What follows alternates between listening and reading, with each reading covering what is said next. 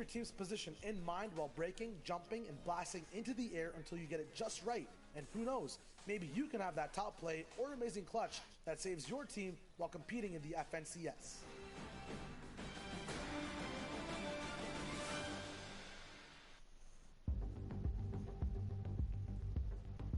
Znači live nakon dugo vremena.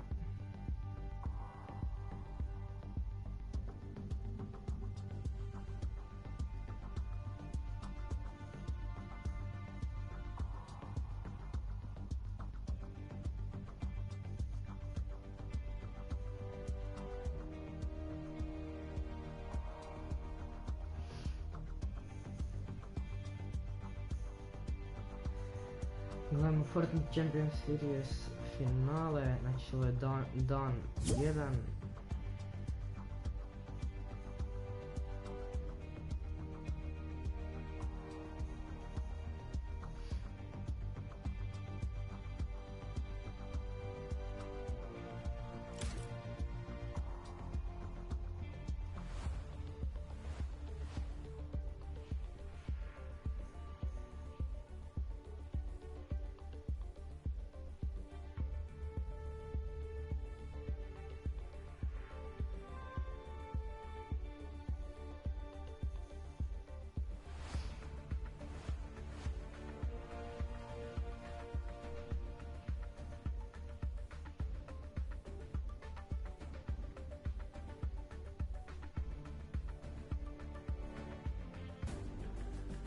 What's up, Fortnite fam? So first of all, sorry about that. We had a little bit of issues on our side with the European matches flushing, but there's been a ton of Fortnite action going on this morning anyway, with Middle East wrapping up their first and second heat. So we have the final results, and we're gonna hop into some of the action. And also, I just wanna say, my predictions for Middle East are looking pretty good. I know Z kind of hinted at it, but you can check out on the FN Competitive Twitter and also on the YouTube some of our prediction and our preview piece we were able to go through, and we talked about what some of our predictions, particularly in the Middle East and European region, are. So make sure you get up to date on that, get what our thoughts and opinions are.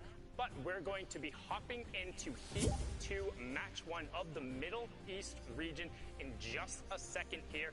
And honestly, I'm excited. It's going to be the first time seeing Middle East in outside of the open tournament format and seeing the top teams really go at it.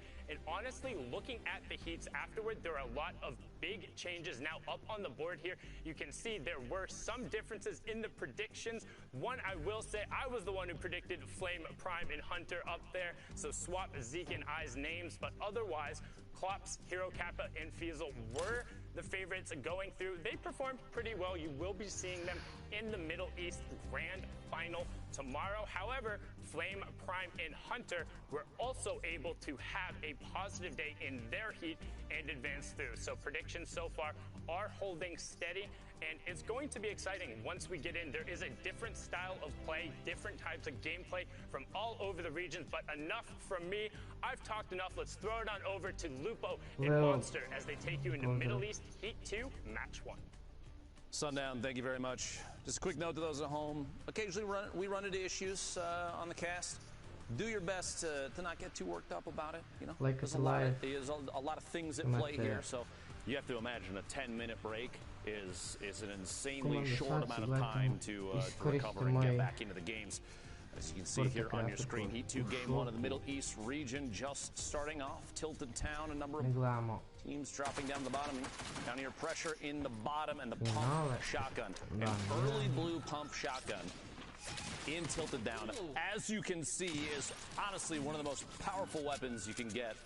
It just hits so hard for so many up-close fights, too. Such a clean shot. And that's one of the perks of landing in Tilted Town. You know you're going to get a blue... You know you're leaving a blue pump, you're leaving with shockwaves, you're guaranteed heals. Like, guaranteed minimal.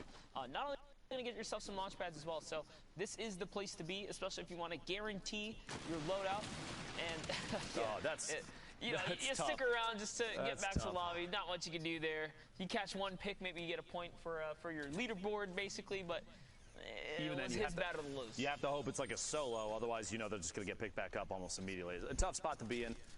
But yeah, you're saying early game in Tilted, has such a refined loot pool, the trade-off of not being able to build, or in some people's mindsets not having to build, because you know that you can just focus on gun skill and accuracy, is such a big factor in building up an early loot. Just the early loot game is so it's huge. Like, it feels like crazy. Everybody's going to come out stacked with a good set of materials. In fact, just because you can pick up all that stuff out of the chest and off of every elimination. If you do get challenged here, it's arguably one of the better spots to drop right now. Yeah, I was just going to say, imagine a game where one of these guys bring that double barrel out of Tilted Town, because there are some rules in play where the double barrel shotgun only spawns in Tilted, but you can even take the weapons out of the place as well. And third time's a charm. There we go. I was going to say, he's having a little bit of a struggle there, trying to get up and over. He's got to track down that space bar. It runs away sometimes. Unless they're playing on controller, I guess. My apologies. Controller gang, love you. If anything, Controller Gang has the best movement we've seen so far. These guys can go 360 on the. Clearly, you don't watch my stream, Monster. I appreciate it, though. Yeah. But all right, now we're looking at Happy Hamlet here. A little bit of a standoff. Moon, Minzu, and Kinji here have that high ground. There's 3 teams here. The prediction from 4 of the 5 of us, one of the players, Klops, going down in the feet up top there. You hate to see that. And if I had to guess, I actually did a Middle Eastern VOD review. They land towards Junk Junction, so they must have had some kind of problems over at Haunted Hills, but we'll talk about that in just a bit here, as Kenji uses a valuable shockwave to try and take the high ground here, and he is going to get chipped just a little bit. And such a nice pinch going on right here. And this is one of our newer competitive regions, so, you know, a little bit of catch-up, right, to catch up to the rest of the competitive scene, per se. I wouldn't even say that, honestly, because some of these players are so good, Monster. I mean, we've even watched each other grow very quickly playing the game just from watching these competitive experiences. You have opportunities like this. Look at that. The Kiji immediately flicks up, gets the knock-on info, who's trying to shockwave from, over the top. But you have to understand, these players in the Middle East region have been asking for their own region for quite a long time, so you know they've been watching the competitive experience between all these other regions. That kind of learning has to have happened big time. That was a filthy little ramp edit right there to catch AZ2M, and yeah, that's what I wanted to touch on, is that they were held back for so long because of the ping differences, right? Yep. But now having their own region, a lot of it has, you know, a lot of these players have found a little bit of remedy in that factor as well. So good for them. We see new faces come up and have their moment. Pretty much catch a little highlight here today. KG picking up the revive right there on Minzu. Knock from the middle of that fight. A valiant trade, though. Honestly, if your team only suffers a single knockdown, you pick up those 3 eliminations, I'd say that's 100% worth it. Those bubble shields in rotation out. Team moving up on top of the hill. Not lucky landing. He was actually hit with a little headshot right there, ripped apart all of his shield. Now forced only down to bandages, and this is a battle that they have to take on their heels here. And I like what they're doing. They're backing up as a squad, trying to use this time to also gather some mats in the process. This team is not letting up. You have the NL squad right here, Nella, Easy, and Saya Zine right here. Or Saya's Ren, excuse me. And they're coming in with a push. They're still fully shielded up for the most part. Now we're going to high ground right now. Going to have to fight out one player all the way at the top. Shots coming from the third party right there. It looks like a teammate trying to knock down that build as they're pushing up. Side, ultimate high ground, looking down from above. Little explode from underneath. Gonna have to build against that. Waiting for the peak shot. Look at the timing on that. Very last second before getting to the pyramid. Gets a ton of big shots. Looking for the last one. There it is. Finds the knock on Izzy. They have the advantage at this point. Picks up that elimination up to 125 total HP. Nella gets knocked. Wild Gamer picking up that elimination.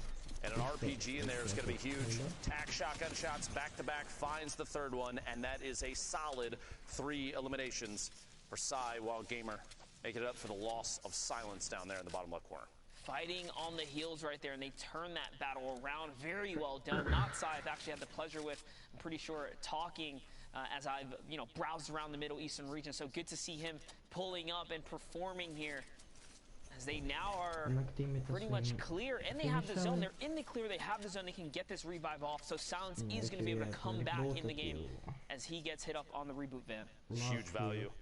That being said, the inventory of Psy has 2 green tactical shotguns in there, some bandages, an AR, and that TAC SMG. Lucky landing, looking like it is calm at this point. A lot of builds, but No competition left down here as this trio is going to be able to pick back up, potentially finish looting up down here, farm any materials they can get out of it. They're in the safe zone. Circle still has 38 seconds before it closes, so they're not feeling too much pressure in any way right now. We'll have to see where the next circle goes. This is a good opportunity for them to build up a good buffer, materials, healing, any leftover loot that might be down here, and make their way onto the next safe zone without much issue. Meanwhile, Suber, Sammy, and Dream pushing from outside of the storm. Yep. The far east drop here in the desert. Such a weird place to play as well. The moisty palms where you can't just crouch freely. You have to be very cautious. A lot of the competitive players opting to unbind the crouch just in case. You know, you don't want to make any mistakes there. And honestly, if you do that, you're kind of in the advantage, right? You set yourself up for success, so you don't make any mistakes in PvP. I know myself, I tend to crouch in fights all the time. You don't really realize it till it happens, but it's a tough break when it does happen, I'll say. Looks like an attempted shockwave to avoid a fight there, but Super does get the pick there. A knockdown is rotating into the storm. Trying to get to safe. That's going to be a nice little knock there. He's going to replenish his health up. There is a player outside of the storm line. It's going to be his teammate, Will, who's waiting nearby, and you can see over at the other kind of crater there to the left where you can farm up all the stone. That's probably where the rest of that guy's duo is. Most likely. Trio, I should say here. But someone does see the rotation. They're pushing on in. We have a trio coming in. So now's the time. You have people just coming in from the storm. If you think you're in the better position, pushing is basically a no-brainer. You see here, gonna have to fight to stay in. You heard the shots outside the storm wave. You figured you might as well push out. These guys are gonna come out with a little bit of health tick. Anything to have that advantage there. Dropping back. All right, Sammy, Will, and Super here says, you know what, this is not the battle we want to take. The third party, it actually isn't a third party. They're just pressuring with Splodes here, so they want to back up. They want to reset a little bit here. I don't blame them. You basically started that fight not as a full trio. Sammy was still outside in the storm, and so rotating back away and saying, nah, this is not the fight to take. We're not exactly in the best spot. Plus, if you think about it, they did force that team, the team that applied pressure from inside the safe zone, to burn through some traps. There's some zap traps in the wall, so you've gotten rid of those, cleared those out of the inventory, which is great for later in the game. Ultimately, kind of a win-win. Set of eliminations here. This is a nice little look right here. You can see those teams that are on the west and north side of the map forced to fight their way down now. Quite a rotation here as the zone seems to be pushing all the way south. So the later you move, the more congested this rotation will be, the harder it will be for you later in the games. You really want to get down here early, especially when a zone favors one side pretty heavily. See competitive players try to rotate nice and early. I'm looking for Nazir to hit a snipe shot here. He keeps pulling that heavy sniper out and taking a look.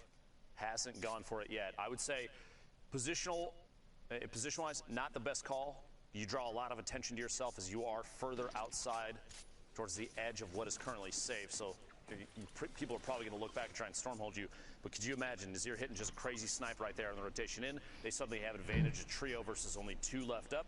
They could push through, pick up 3 elims, all the materials, and make their way in the safe zone.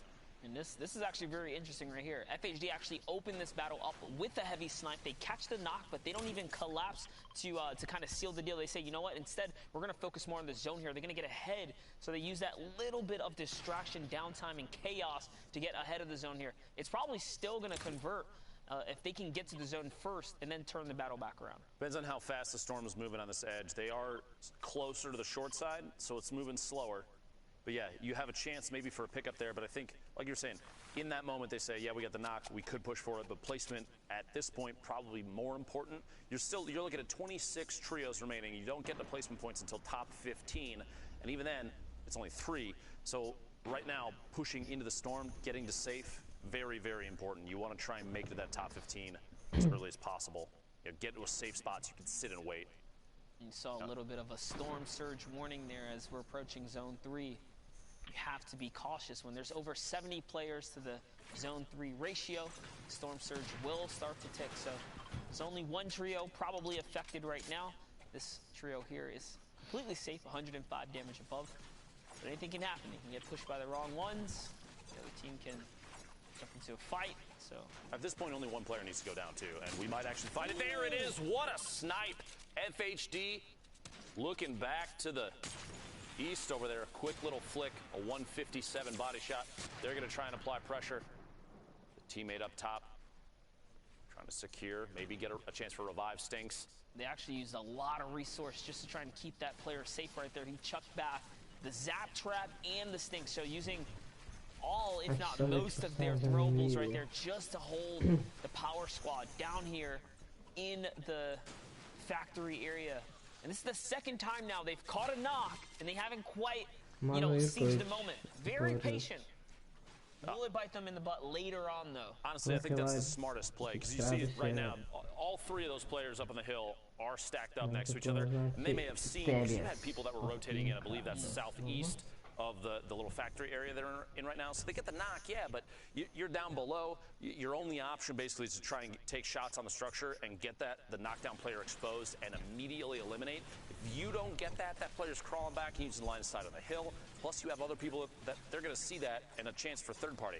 I would rather see these players do exactly what they're doing right now and sit inside the build, do all the wall replaces and wait just a minute, because what might happen, and you see in your mini-map, that almost is the call there, that trio, the one that they got the knock on, there's a team further outside. They're going to get pressure from the back. They have a chance to sandwich. That might be eliminations that they can pick up later rather than applying pressure and maybe getting third party themselves.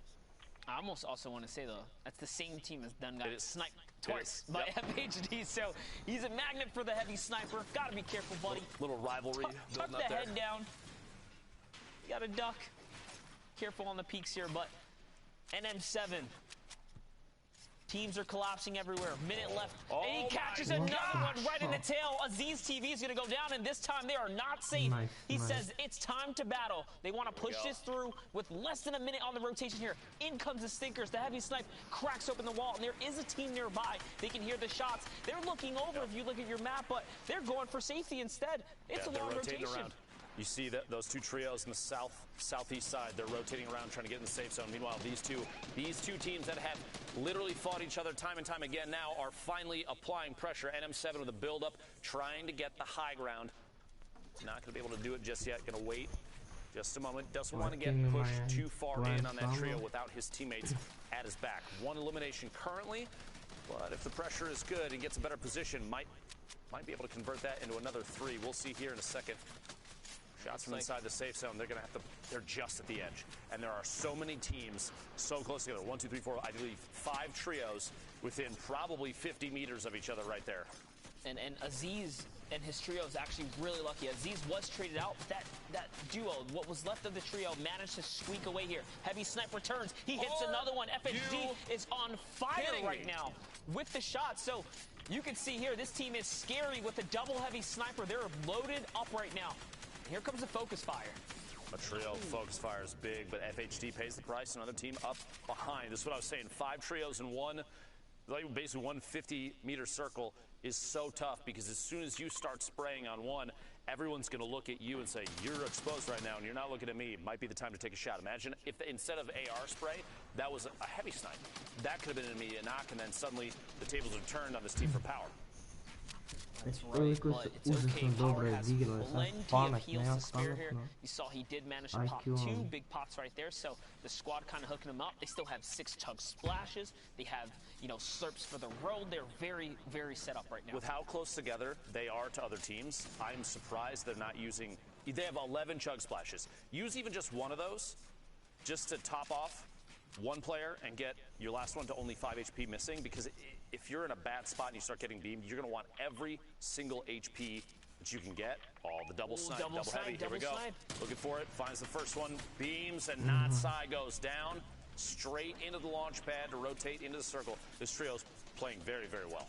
Notsai should have known better than to sit still in a 1-by-1. That is one of the risks you take, especially in trio. There's way too many eyes focused on the field here. There's no way you can sit still in a box. That's the price you pay right there.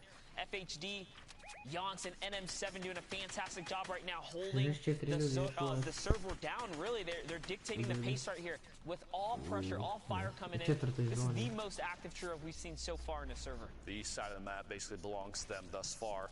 There is that team. You saw them look up above on top of the hill, looking down. Got to be very careful on the angles. Would not be surprised if there's a chance shots come down from the top. And M7 getting shot. Mongrala u ovom gameu. MES over there. In back, one tap just past them. You look very top middle of your screen. That's the team I was talking about. They're all the way up top. They have a zip. They have height advantage. The little window peak on the brick wall that's edited right there, just out of screen now. You also down in Happy Hamlet have Minzu, Moon, and Kinji. The ultimate high ground down here. Number of teams underneath. This is actually a fantastic loadout as well. 6 shockwaves, 2 shield bubbles. They're set up so pretty up here. Nice little headshot right there from Kinji's gonna put some hurting on that team right there. They do have a heavy snipe to crack open the build as well. Stink, someone tries to take that high ground. He's gonna eat a couple of bullets for the sandwich right there as Sultan goes down by Kinji. Nice reaction speed right there. That shockwave play was not the one to do. A valiant effort, but did land right in the middle of a trio, all kid of the teeth. Kinji has that shield bubble out.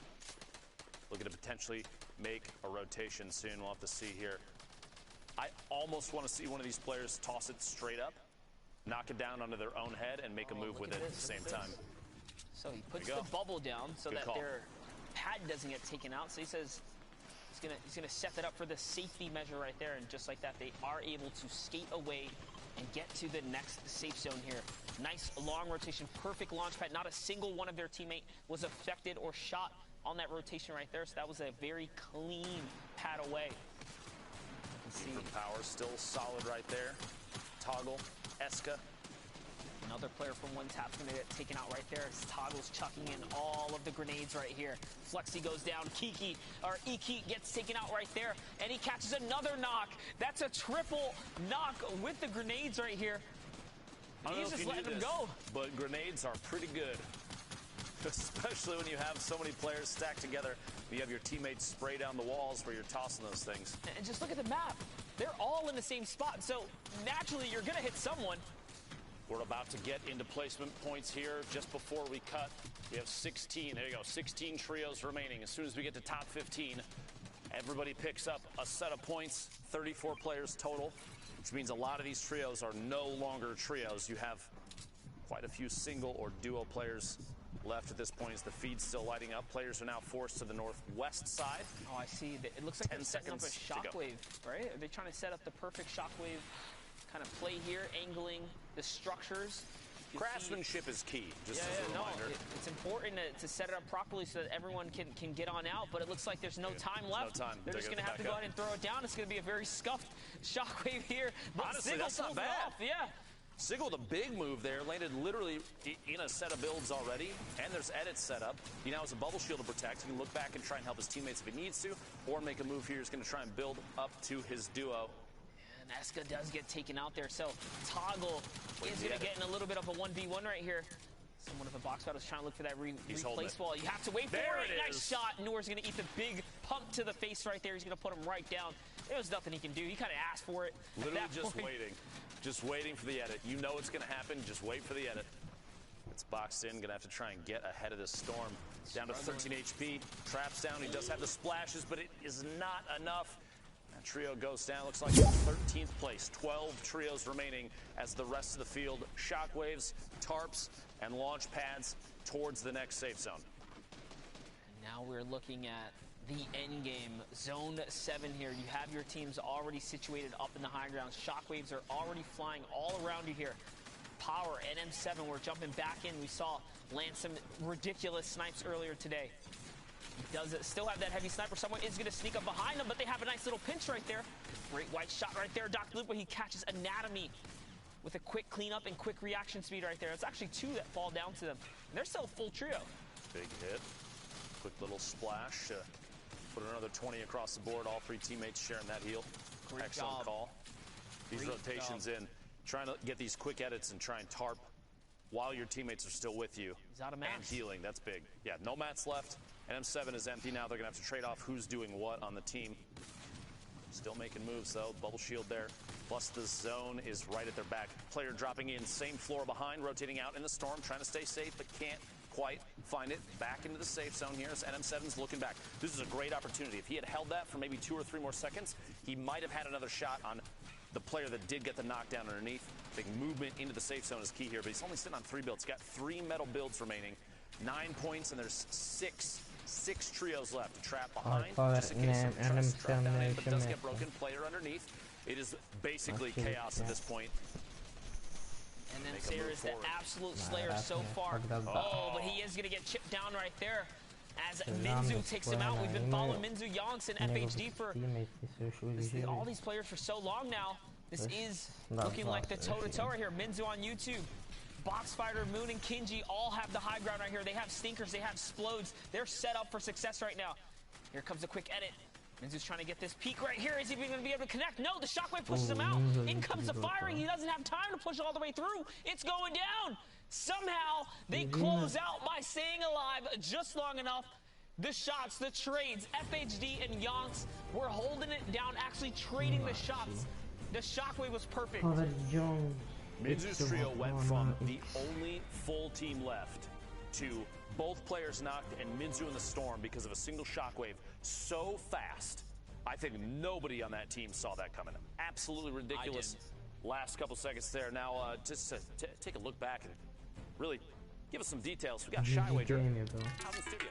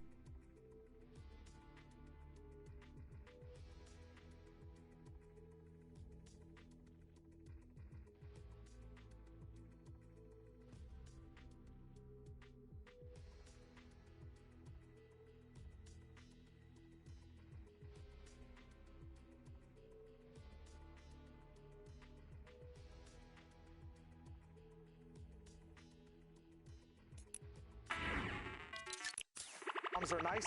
Everything's on the plate, ready to go, ready to get feasted on. So Middle East right now for me is just is really nice. We're gonna be going into a clip actually of an early game, I believe, Happy Hamlet game.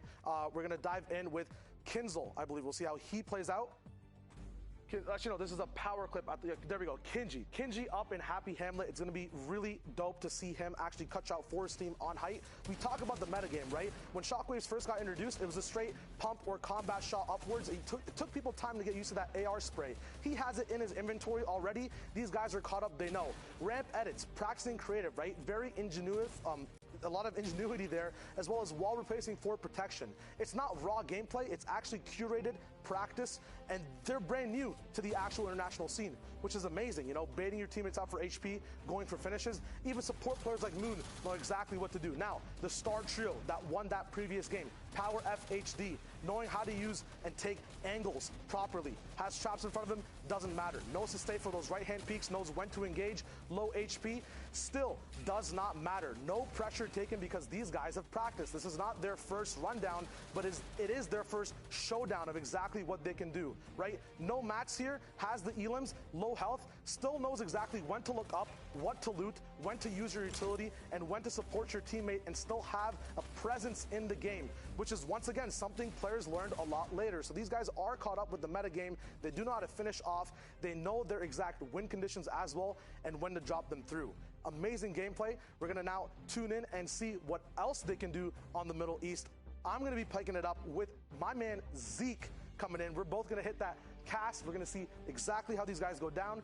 We'll relive that breakdown actually together live. Zeke, what did you think about their presence compared to the rest of the international regions? Man, I think we still have quite a bit more to see from this region. I think you did an amazing breakdown there. I think the ceiling for ME is still very high. We haven't quite seen what they're fully capable of, but I think over the weekend, we'll definitely see it. I'm also excited that we get to finally hang out, Shy Wager and Zeke. Chic, we have come together. That was great, actually. That is a true thing of the game. But anyway, the games are ready. Let's hop right in, Fortnite fam. We're jumping out the battle bus. We're going to begin this game. I can't wait to see what happens here in this game. Because remember, these happened over this morning. Earlier on, while everyone wants to sleep, including myself, I slept like a baby. It's kind of, not entirely true. But anyway, we're getting into it. We can see now where people are trying to land early. So, I mean, you know, you've got the Pleasant there. You've got a team of Junk. The old Villain Factory. You've got some at Snobby. Some flying even over Greasy. There's still quite a bit of teams, though, still that are airborne. Yeah, so one thing you mentioned earlier, Zeke, was the whole idea of these games happened this morning, right? For me, chewing gum, you leave it on the table untouched, still good to eat later in the day. There's so much flavor in these games we have yet to see. No, seriously, man. Like, once again, we're tuning with power. Hey, look at this pattern, right? I kind of, you know, went to the FHD/Mongrel comparison. These guys are in retail. Mongrel's in retail. You know, we had Monster, Lupo, saying these guys have been waiting for a long time, right? There's so many VODs they've been watching. They have the knowledge, man. They have the power. Yeah, and now look, they land over here on the, what do we like to call this? The top side is blacktop. So residential. This is residential. Yeah, there we yeah. go. I literally came up with it as you were saying. What's wrong with me today? But they are on the residential side, which is good. I personally, and this just might be like my thinking, but I feel like the loot's a little better on residential side than blacktops. Would you agree? Or do you think it's the other way around? I think that there's more, there's sparser loot on the blacktop side. We're looking at Tilted right now, but I'm going to keep talking about what we saw in retail. There is sparser loot on the blacktop side, but like residential does have, I think, more drop spots on the floor loot. But, you know, we got those bendings on blacktops, and you have more of a horizontal advantage on everyone you see. Yep. So it's a lot easier to kind of, you know, pick a game plan on blacktops. With residential, you kind of have to all in all the time. Yeah. Because if you do get engaged on, like, once again, you're all in, right? We see it in OCE, X2 Twins. They always end up having a fight, some type of highlight. It's really cool. Right now, though, you know, Lupo and Monster went over Tilted Town, the advantages, disadvantages of building and not building. What are your, how do you think player opinion has been of Tilted Town from the beginning to the end of how people treat the job? I think originally people were maybe a little taken off guard by the fact that you could not build until the town. It was like, wait, but the whole thing is that you have to build and whatnot. And it's like, well, yeah, that's still a very big aspect of the game. But now there is a POI dedicated to you testing your shooting skills, right? How good are your angles and your peaks? How good are your rifling skills or even your close quarter combat skills? And that's what Tilted offers in its current state. But we're back on board with the Power Trio, the Trio of Power. They have themselves a brute. They're looking to take it to this other brute across the way, Shy. Now, what's crazy here is, remember, they have these laser designators. So the other brute's fully aware. They're like, hey, there's another one. They're moving toward us. We need to try and take this down. But Power's on 18 effective HP. And it's just not enough. It's so easy to be focused down in the brute right now. So unfortunately, FHE is going to go down. And I don't think...